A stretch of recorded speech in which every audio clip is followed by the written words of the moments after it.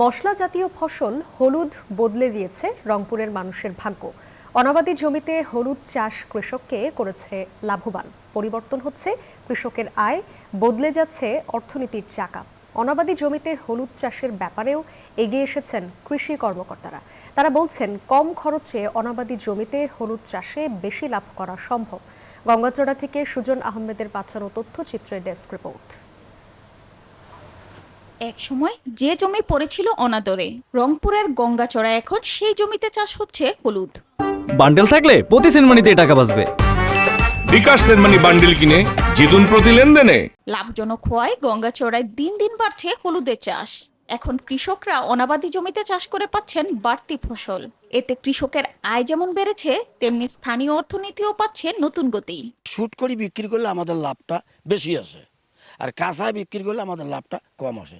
খরচ তো প্রায় 30 থেকে 35,000 টাকা যাবে, তাহলে লাখ থেকে 1,00,000 হইতে 80,000 টাকা হবে।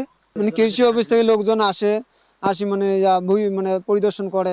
কৃষি কর্মকর্তারা মাঠ পর্যায়ে কৃষকদের দিচ্ছেন পরামর্শ।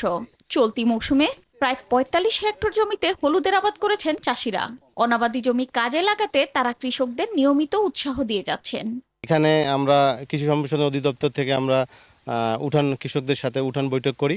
উঠান বৈঠকের মাধ্যমে এখানে তাদেরকে ভালো উন্নত জাতের হলুদ চাষাবাদে আগ্রহী সৃষ্টি করাই এবং তাদের মাঝে একটা ভালোই আগ্রহ সৃষ্টি হয়। এই হলুদ অনেক একটা লাভজনক ফসল এবং এটা একটা আমাদের মশলা জাতীয় স্পাইস হিসাবে কাজ করে এবং এখানে অনাবাদি প্রতি জমিতেই এখানে আবাদ হচ্ছে। এই কারণে অনাবাদি প্রতি জমি চাষের আয়তায় আসতেছে। অযত্নে পড়ে থাকা জমিকে কাজে লাগিয়ে শুধু হলুদ নয়, অন্যান্য 12 মাসি ফসলও চাষ করা সম্ভব বলে মনে করেন কৃষক ও কৃষি কর্মকর্তারা। Desk report, news 24।